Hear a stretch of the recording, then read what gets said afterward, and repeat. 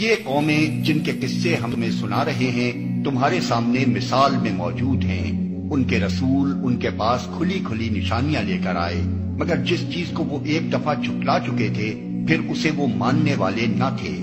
دیکھو اس طرح ہم منکرین حق کے دلوں پر مہر لگا دیتے ہیں۔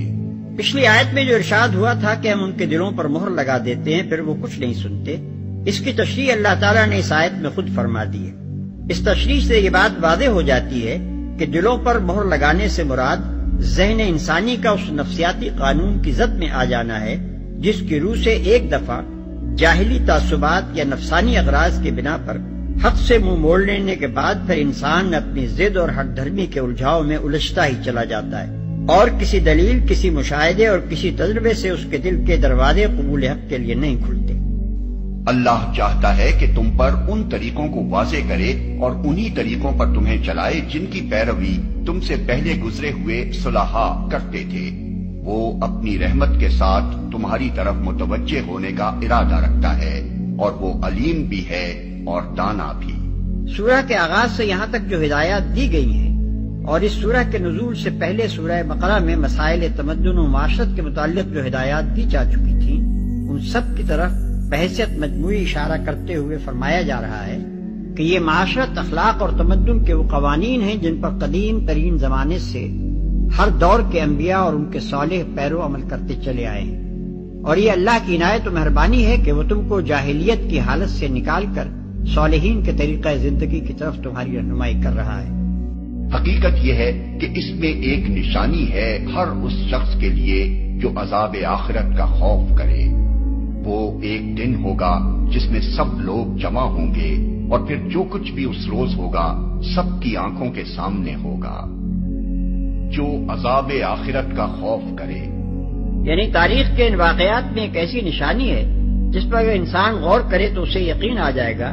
کہ عذاب آخرت ضرور پیش آنے والا ہے اور اس کے متعلق پیغمبروں کی دی ہوئی خبر سچی ہے۔ نیز اسی نشانی سے وہ یہ بھی معلوم کر سکتا ہے کہ عذاب آخرت کیسا سخت ہوگا اور یہ علم اس کے دل میں خوف پیدا کر کے اسے سیدھا کر دے گا۔ اب رہی یہ بات کہ تاریخ میں وہ کیا چیز ہے جو آخرت اور اس کے عذاب کی علامت کہی جا سکتی ہے، تو ہر وہ شخص اسے بآسانی سمجھ سکتا ہے جو تاریخ کو محض واقعات کا مجموعہ ہی نہ سمجھتا ہو بلکہ ان واقعات کی منطق پر بھی کچھ غور کرتا ہو اور ان سے نتائج بھی اخذ کرنے کا عادی ہو۔ ہزارہا برس کی انسانی تاریخ میں قوموں اور جماعتوں کا اٹھنا اور گرنا جس تسلسل اور باضابطگی کے ساتھ رونما ہوتا رہا ہے اور پھر اس گرنے اور اٹھنے میں جس طرح صریحاً کچھ اخلاقی اسباب کار فرما رہے ہیں اور گرنے والی قومیں جیسی جیسی عبرت انگیز صورتوں سے گری ہیں، یہ سب کچھ اس حقیقت کی طرف کھلا اشارہ ہے کہ انسان اس کائنات میں ایک ایسی حکومت کا محکوم ہے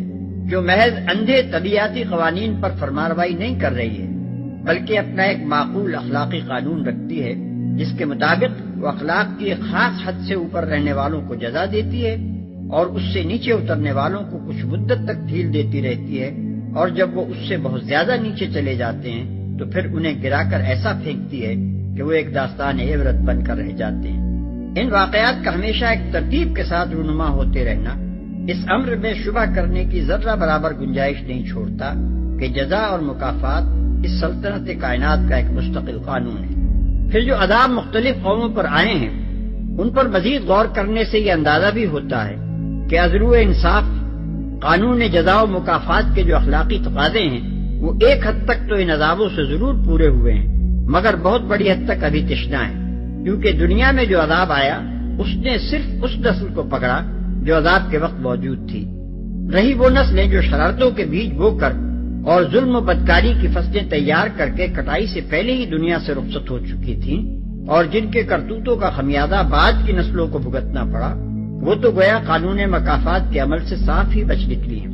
اب اگر ہم تاریخ کے مطالعے سے سلطنت کائنات کے مزاج کو ٹھیک ٹھیک سمجھ چکے ہیں تو ہمارا یہ مطالعہ ہی اس بات کی شہادت دینے کے لیے کافی ہے کہ عقل اور انصاف کے روح سے قانون مکافات کے جو اخلاقی تقاضے ابھی تشنا ہیں ان کو پورا کرنے کے لیے یہ عادل سلطنت یقیناً پھر ایک دوسرا عالم برپا کرے گی اور وہاں تمام ظالموں کو ان کے کرتوتوں کا پورا بدلہ دیا جائے گا